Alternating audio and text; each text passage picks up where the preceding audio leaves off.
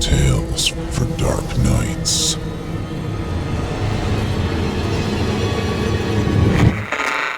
Want to make sure you never miss a Chilling Tales for Dark Nights video again? Be sure to subscribe and hit that bell to turn on notifications. It's time to turn off the lights and turn on the dark. Chilling tales for dark nights.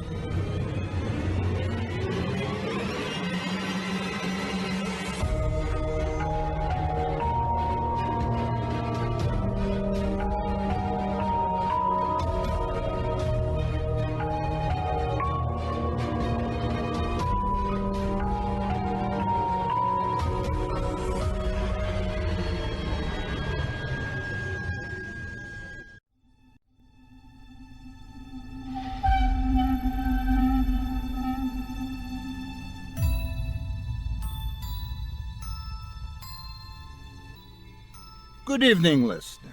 You're listening to Chilling Tales for Dark Nights. On tonight's edition, we invite you to leave behind your safe reality and descend with us into the frightening depths of the most terrifying imaginations, with two audio adaptations of frightening fiction about vexing vampires and insidious interventions. I'm your host for the evening, Otis Jiry, and tonight, sitting in for my good friend Steve Taylor, I'll be your guide as we traverse the dimly lit corridors of your darkest dreams. Joining us tonight to help bring to life the frightening fiction of Scare in a Box and A.S. Lowe are voice talents Philip Ojeda, Danielle Hewitt, Melissa Exelberth, and Olivia Steele. Now get your ticket ready, take your seat in our Theater of the Minds, and brace yourself. It's time to turn off the lights and turn on the dark.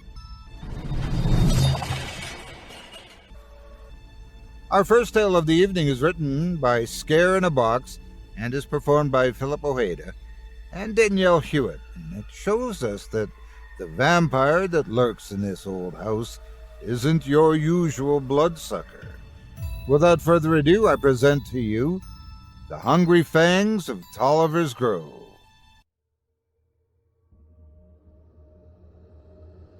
The Hungry Fangs of Toliver's Grove. Narrated by Felipe Ojeda. Death slept in the house at the end of Toliver's Grove. It hadn't always slept there, but found the house to be conducive to its needs. Once Toliver's Grove was a bustling bedroom community, but it relied on a nearby factory for prosperity.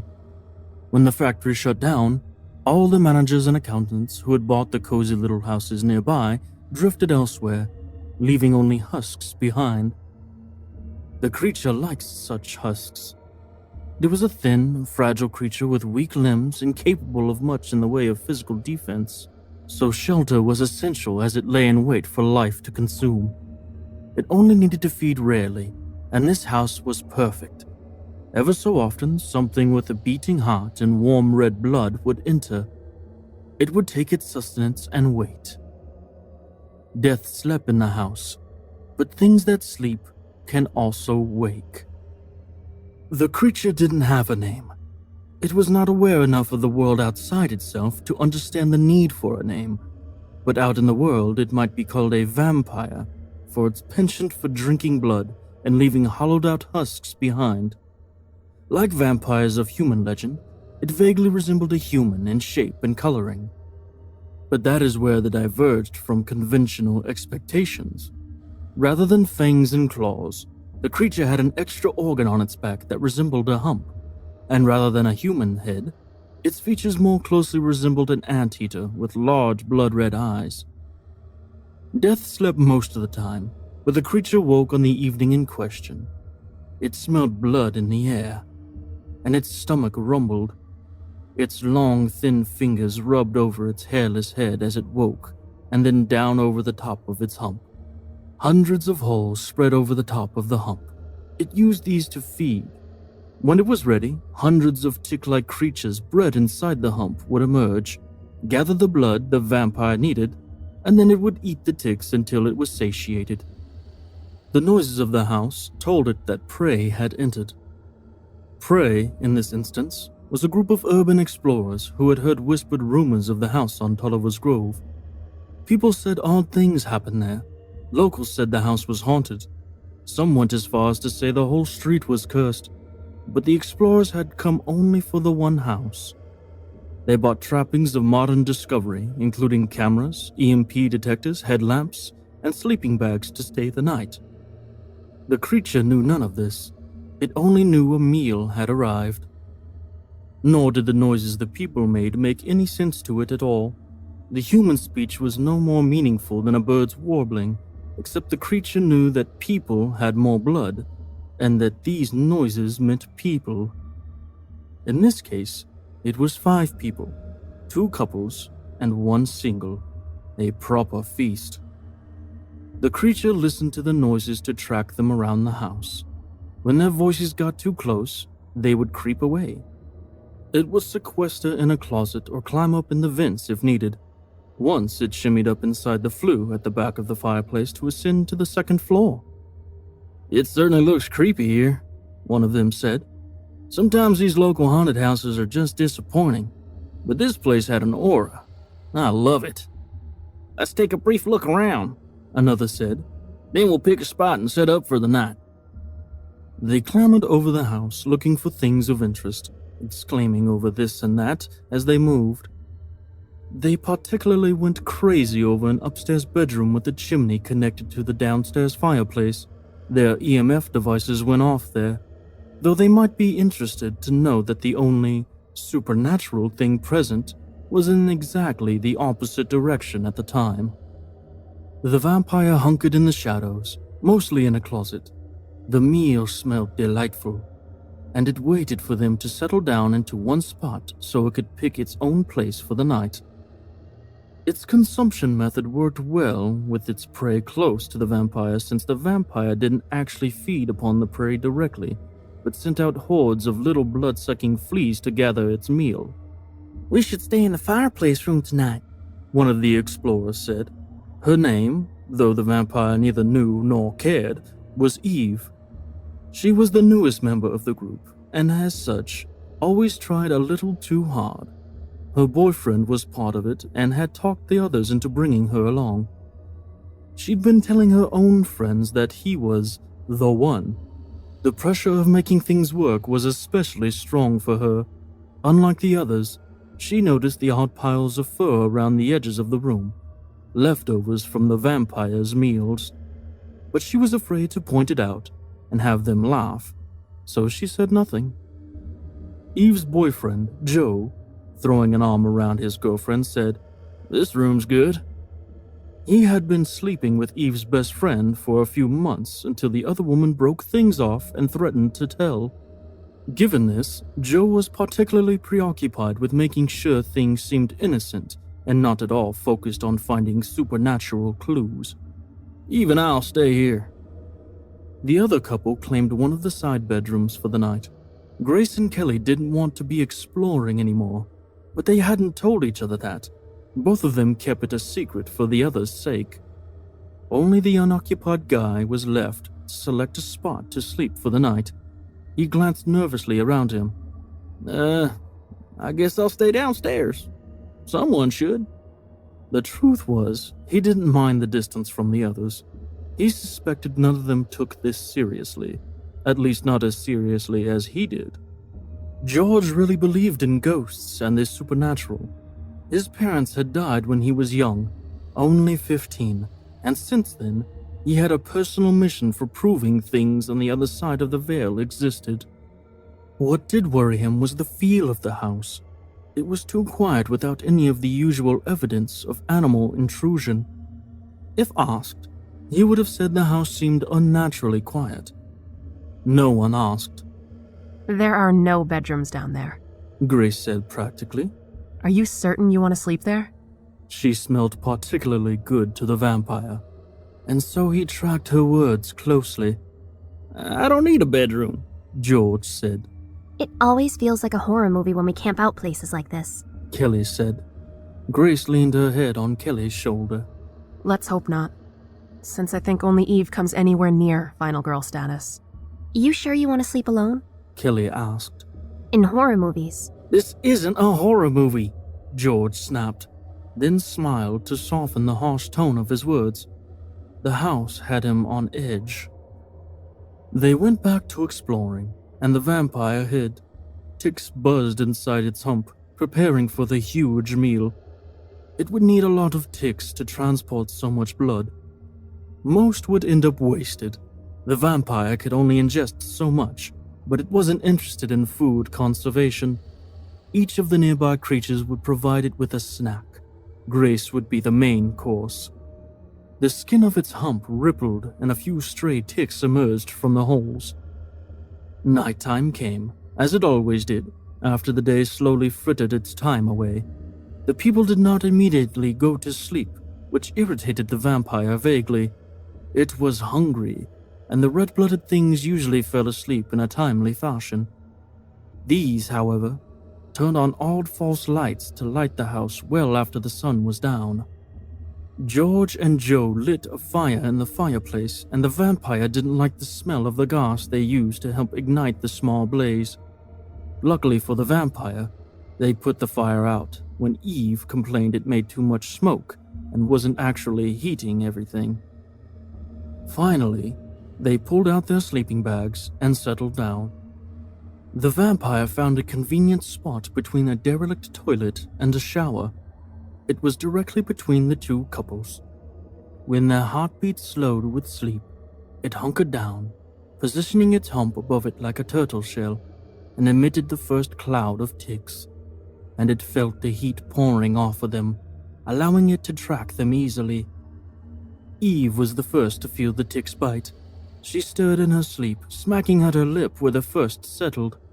Then the cloud fell in force.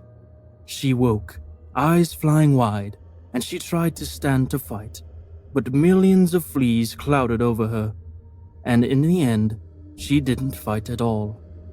The deadly mantle settled around her until all she saw was a rippling blackness. She slipped into a deeper sleep, an eternal one. Meanwhile, the vampire put off another cloud of ticks, and another, and another. It kept pumping them out as fast as it could. It had lived in the house a long time, and in that time its ticks had chewed tiny holes through the walls, ceilings, and floors. They traveled without impediment through the house and the rooms, swarming under doors and seemingly blooming out of the woodwork. Joe woke up more quickly, perhaps alerted by Eve's brief struggles. He managed to get to his feet and stumble a few feet, swatting at the air at a seemingly endless cloud of death. He caught a few ticks that had already fed, splattering droplets of his own blood along with ticks over his body. His head grew light, and he fell. He crawled a few more feet, dragging himself towards some impossible salvation. By this time, the vampire was feeding, slipping in snoutfuls of ticks and drawing the blood from their tiny bodies. Grace and Kelly felt the bites of the ticks at the same time. Kelly might have made it to the window and attempted to jump to safety, if not for Kelly stopping for Grace. Kelly wouldn't leave without Grace, and she passed away without ever waking. It might have comforted Kelly to know that as death stole over them both, leaping from the window wouldn't have stopped the ticks. They would have been just as happy drinking from her on the grass as inside the house. Death came swiftly, drained one drop at a time, but by hundreds of thousands, if not millions of ticks. The vampire gorged itself on Kelly and Grace. Already there was too much blood to consume. Many of the ticks were dying around the room in piles against the walls. It didn't see any point in creating more ticks for the creature downstairs. It ate until it could eat no more, and then hunkered down, closed its great red eyes, and fell into a dreamless sleep.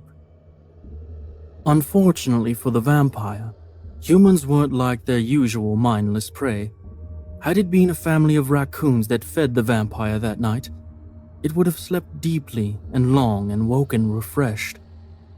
This was not what happened. Instead, it woke smelling smoke. It twitched and opened a red eye to thick air. Piles of ticks still lay around the room. It might have snacked on some of them later if not for the heat and smoke quickly filling the upstairs bathroom. The vampire scuttled out of the room and into the hall, only to find the same problem there. In fact, it saw flames coming from some of the rooms and from the stairs. It let out a high squealing noise, the only sound it ever made, and turned to climb into the vents. But they were hot, burning its skin. Fear of death is ingrained, and it turned out that even this creature of death could feel the racing pulse of terror at the idea of its own life snuffed out. There weren't many options of where to go. It could have braved the window and jumped down, but it didn't see any clear path out that way. It hurried down a few stairs but found its way to the front door blocked by flame. There was one last avenue. It ran over to the chimney on the second-floor bedroom. It had on occasion shimmied up and down the flue to get someplace. This time up seemed more tempting, but it feared it would be trapped there if it reached the roof. Its limbs were too thin and fragile to survive a fall. So instead, the creature used its long, hairless arms and legs to propel itself through the tight chimney flue to the ground floor. Then it crawled from the chimney, skin coated in old ash and eyes stinging from fresh smoke. There was a clear path to the back door. It ran out, smoke billowing after it. Behind the house was an expanse of woods. New woods, since back when the factory off Toliver's Grove had been functioning, it was a park. The vampire scurried towards the trees but glanced back toward the line of the houses along the street. Perhaps it briefly considered simply switching houses, but something instinctual told it was not wise. The vampire's last glance of the street saw George in front of the house, watching it burn. The flames cast a bright, hungry glow, and a thick plume of black smoke curled up into the sky. George's face was covered in tears, and he held a red gas can. The vampire wasn't hungry, so George didn't interest it overly much, but it did wonder briefly what the red-blooded man was doing. It couldn't have known, and it wouldn't have cared, that George had woken early to find his friends dead and the inexplicable hordes of ticks covering the entire house. George had finally found his proof of the supernatural, and he wished he hadn't. If he'd stopped to think of it, maybe he would have been glad that he wasn't in a horror movie and survival wasn't predicated on final girl tropes. The vampire headed off into the woods. If it carried anything with it from its experience, the vampire held the slight sorrow for losing its stored snacks and its feeding grounds. But both things had happened to the vampire before, and would again. Death lives a very long time.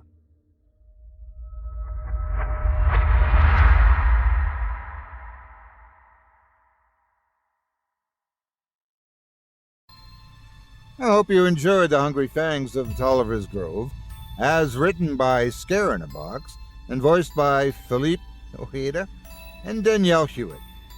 If you enjoyed Scare-in-the-Box's work and would like to find more, head on over to their Reddit profile by the same name.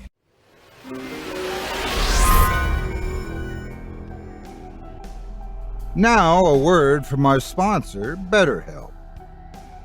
Friends, you've got problems. Sorry if that sounded a little accusatory. That's not the way I meant it. We've all got problems. The way we deal with them ultimately affects our outcomes. It's important to have everything in perspective so our choices are wise, and to get that, we need to talk to wise people. Of course, that excludes all of your friends, your family, your coworkers. They're out too. You're already smarter than them. But you know who can help you become a real problem solver? You guessed it, a licensed professional therapist from BetterHelp. Therapy is a proven way to help address the problems that overwhelm us every day. I'm sure you've noticed how many super successful people use therapy. They're open about it these days. If there was ever a stigma attached, it's long gone by now. The only things keeping regular people from seeing a therapist of their own are the costs and inconvenience. But today, BetterHelp has broken those barriers. BetterHelp is customized online therapy that's convenient and affordable for everyone. Here's how it works. After filling out a questionnaire on their website, you'll be matched with a specially selected therapist within 48 hours. All of your correspondence is remote, so there's no need for office visits. You can text your therapist anytime and get timely responses and advice. You can schedule weekly phone or video calls instead of physical visits, whichever you're more comfortable with. You get the benefits of traditional therapy without all the trouble and expense it used to entail. Let me tell you, having a therapist at arm's length is a major benefit. Whatever the problems you're dealing with, from anxiety to depression, family issues, stress, grief, etc., the last thing you want to do is schedule an office appointment to see your therapist at a later date. There's a good reason millions of people have used BetterHelp to get help for their lives, to put it in order. It's time-proven treatment with a modern-day delivery system. And it's affordable. With BetterHelp, the overhead of traditional therapy is gone, and those savings get passed on to you. There's even financial aid available if you need it. Problem solved. So, before you go asking your brilliant friends to help solve your problems, consider this. If they're so smart, why aren't they licensed therapists? Leave it to the pros. When you want to be a better problem solver, therapy can get you there. Visit betterhelp.com/chilling today to get 10% off your first month. That's betterhelp.com/chilling. Thank you for your support and for supporting our valuable sponsor.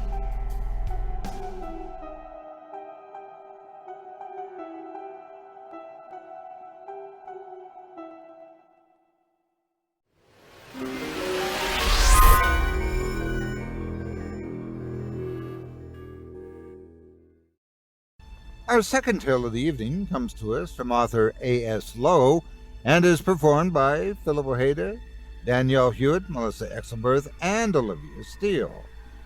In it, we meet a man surrounded by family and friends who are there to tell him he's just not the same anymore.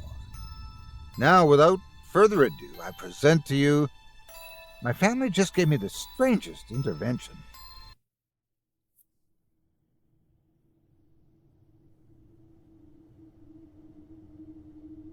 My family just gave me the strangest intervention. Narrated by Felipe Ojeda. I got off of work at 3 expecting a normal day of the usual errands. Tim needed to be brought to soccer practice at 3:45.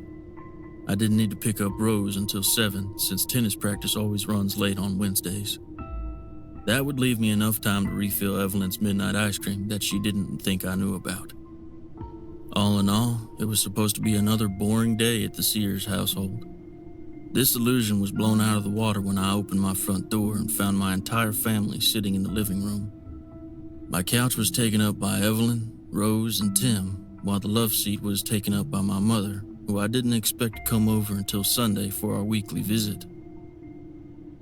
"Hey there," I said, trailing off as I took a scan of the room and noticed the look of concern on everyone's faces. "What's going on?" Mom smiled a bit and answered. "Could you sit down, please, George? We have some things we'd like to discuss, as a family." "Okay," I said as I sat in the recliner, the one seat left unoccupied in our normally uncrowded living room. "What's this all about?" "Well," Tim tried and failed to articulate a response. "I mean, it can't be an intervention. I quit drinking months ago," I said to try to lighten whatever overhang of worry was hanging over the rest of the family. No one said anything. "Look, I know I've been going a bit overboard with the chocolate and soda lately, but I didn't even think it'd gotten to the level I'd need an intervention. If that's it, I can cut back on them. Hell, I'll stop buying them." "It's not that, George." Mother interrupted me. "We just needed to tell you something. It's a bit hard to get out in the open." "We know," Rose said suddenly. I looked at my 15-year-old daughter to try to read the look on her face that couldn't quite decide whether it was terrified or relieved. Like it had been hiding a secret that she was both terrified of and relieved to finally have out in the open. "No what?" I asked. My wife Evelyn was the one who responded. "We're not idiots, George. Or whoever you are." I could feel my face trying to go pale at the words, but I wouldn't let it. "What the hell are you talking about, Ev? We've been married for 20 years. I think I would know if I wasn't me," George, my mother said. just please listen to our concerns before dismissing them offhand. She was right, as always. "Sorry, Mom," Who wants to go first? she said after another second of silence. I looked at the people I cared most about in the world. My beautiful wife Evelyn, who I had mistreated for so long. My wonderful Rose, who in only 2 years would be heading off to college somewhere. And with her younger brother Tim following 3 years behind it, would only be a little while before I no longer had a chance to make up for my previous mistakes. "Dad?" Tim was the first to break the silence. "How long have I been playing soccer?" Easy enough question to answer, I thought at the time. You've been playing for 2 years. What kind of "I've been playing since I was 8? That... what? I asked. That wasn't possible. I remember 2 years ago when he brought the first forms from his middle school to sign. Don't be so surprised that he doesn't remember, Tim. Rose said in response. He was drinking a lot. That's not fair. Your father hasn't had a drink in over a... I interrupted her. It's okay, Ev. I haven't exactly been the best father. That's an understatement. Rose said under her breath. Rose! Evelyn said in shock. What? That's why we're here, right? To talk about the thing that's impersonating Dad? What? I said, unable to fully process what had just been said. George, My mother said from the love seat. Dad, you haven't been yourself for the past year. And I mean that in the most literal sense I can say it. You stopped drinking. For fuck's sake, you quit smoking. Of course I did. I was smoking 2 packs a day. I felt like shit most of the time because I was hungover. I just wanted to change, and we can understand that. Mom said. But it's not just that. I looked at all of them again. Could they really think I was a completely different person because I wanted to better myself? Was I really that terrible of a person? You've never been to a single soccer game. Never been to one of Rose's tennis matches? I went to one last week, I corrected. Until last year. Evelyn continued. When you started going to every single game, like a flip was switched, you went from not caring at all to suddenly acting like you actually loved your family. That's not true. While it was true that I hadn't been that attentive as a father until, as she said, a year ago, I do remember going to a couple of games over the years, even if I was buzzed for most of them. It is, Evelyn said in response. The look on her face told me that it wouldn't be a good time to argue the finer details about the times I only had fuzzy memories of. George, how much do you remember about your father? My mom asked. Of course he would be brought up in this conversation. Too much, unfortunately. That chain-smoking asshole couldn't care less about how we felt.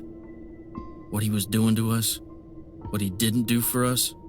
I'm just glad I was able to go over to Oliver's every once in a while to get away from it. I honestly don't know how you dealt with it for so many years, Mom. Mom turned her head and looked at Evelyn with a worried look on her face.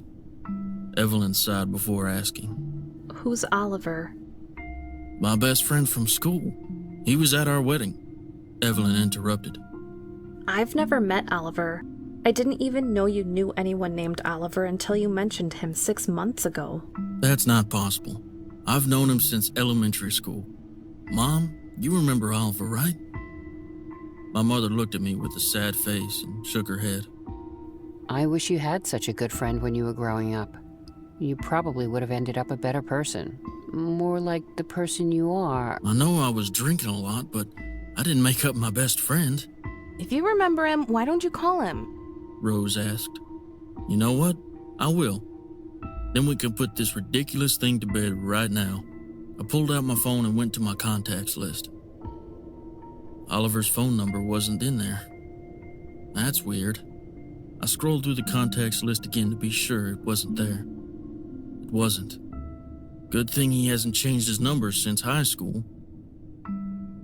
I dialed the number I had dialed 1,000,000 times in the middle of the night to get away from my father's yelling and wall punching. A number that had never failed to answer at my midnight pleas for help. A number I hadn't called enough in the past couple of years. Hello? A woman's voice answered. I didn't know how to respond immediately. I took a second and composed myself. Is Oliver there? It's George. The voice on the other side of the phone didn't answer. Hello? I said. I'm sorry, there's no Oliver here. I think you have the wrong number. Before I could respond, I heard the beep with the phone hanging up. That's weird. He must have changed his number since I last called him. You don't have to keep pretending, Dad, Tim said suddenly. George, it's not just Oliver. It's everything about you. The little things you notice about a person you've been married to for 20 years. The little tics and quirks that you get used to. The little bits of drool while you sleep. The slight turn of your hand when you grab a can of soda before you drink it. It's everything. All of the little things are all wrong. I thought I was going crazy until Tim came to me a month ago and expressed the same things. I turned my head to look at my son. You've only interrupted Mom once this whole time. You never would have done that before. I looked at Evelyn, who gave me a weak smile confirming what our son had just said. So what are you saying? That I'm not your husband? That I'm not the man who's been married to you for 20 years? That I'm not the father of our children? Is this an intervention because I stopped being an asshole? My mom sighed. There's one more thing. She leaned forward and grabbed a piece of paper that had been on the coffee table and handed it to me. I took the proffered paper and took a look at it. The results of my physical last month. I read the paper more closely. My cholesterol was a little bit high, but otherwise it seemed normal. What's this got to do with anything? How tall does it say you are? Evelyn asked. I took a look at the paper. 6'3". Evelyn reached into her pocket and grabbed another piece of paper. You remember going to your last physical? I thought for a second. I think so. She handed me the folded paper and I took a look at it. The same letterhead from the same doctor's office as the first.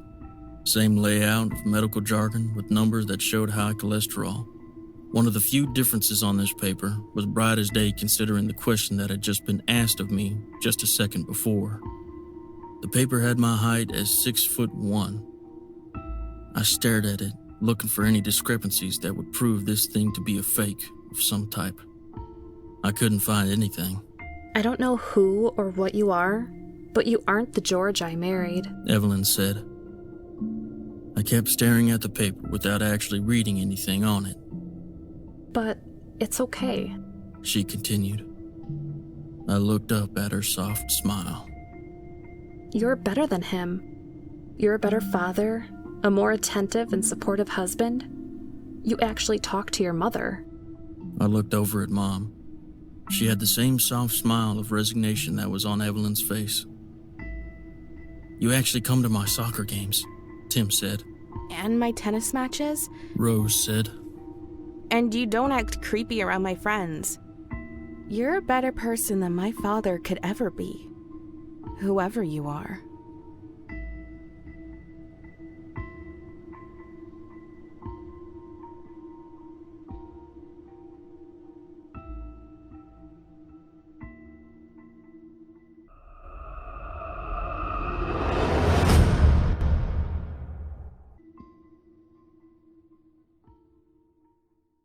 I hope you enjoyed My Family Just Gave Me the Strangest Intervention, as written by A.S. Lowe and is performed by Felipe, Ojeda, Danielle, Hewitt, Melissa Exelberth, and Olivia Steele.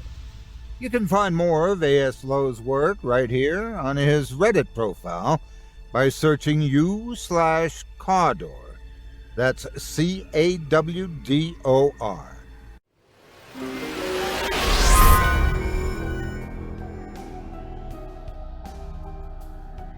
This episode of Chilling Tales for Dark Nights is brought to you by June's Journey. Folks, the 1920s is a time worth revisiting. An age of culture, self-expression, and most memorably, finding hidden objects. Me in my newsboy hat and my Oxford shoes. June in her flapper dress and cloche hat. The two of us, sipping bathtub martinis and dancing to Charleston.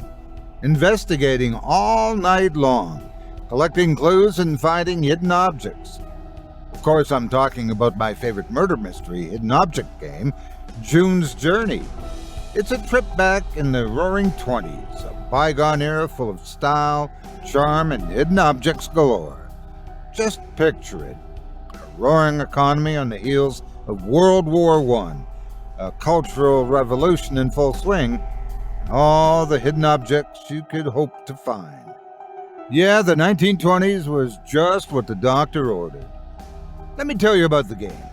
You and I play the part of June Parker, amateur detective on a quest to uncover a dark family secret. Throughout your investigation, you'll collect clues and solve mysteries in beautiful, intricate scenes from around the world. With each level, you'll collect coins and rewards, earn upgrades, and unlock brand new areas to explore.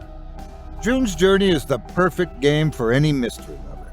There's danger, there's romance, everything you'd expect in a good murder mystery, but the gameplay is cerebral and easygoing. Your power of recall and observation skills will carry the day. Also, it's packed with fun features, and that'll keep you entertained no matter what you're in the mood for. For example, I'm always up for an investigation in the morning, so you'll find me collecting clues to rev up the old brain. And at night, sometimes I'll just kick back with the memoir feature or decorate my island to relax. And other nights you'll find me fighting it out online with my pals in the Detective League. Those are wild nights, let me tell you. Point is, there's plenty to keep you busy in the June's Journey universe. You can even follow their Facebook page and become an email subscriber for extra perks. So do me a favor. Play to at least Chapter 2 and see if you don't connect with your inner Sherlock. See, there's a reason everyone loves a good mystery. Because there's a detective in all of us. Download June's Journey for free. Available on Android and iOS mobile devices, as well as on PCs through Facebook Games. Thanks for your support and for supporting our valuable sponsors.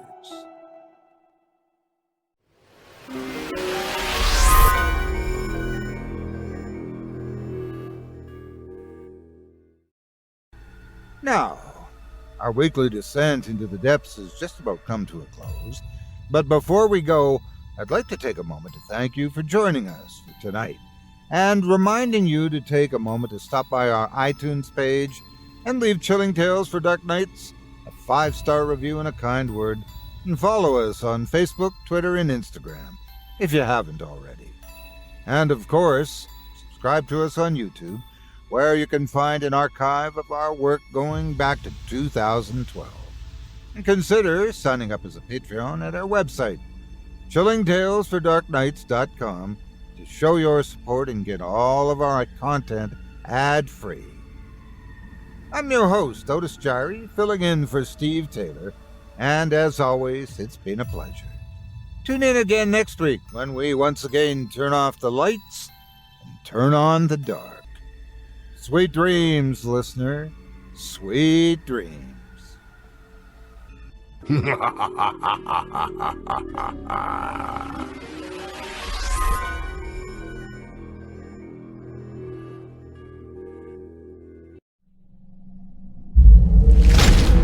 Chilling Tales for Dark Nights.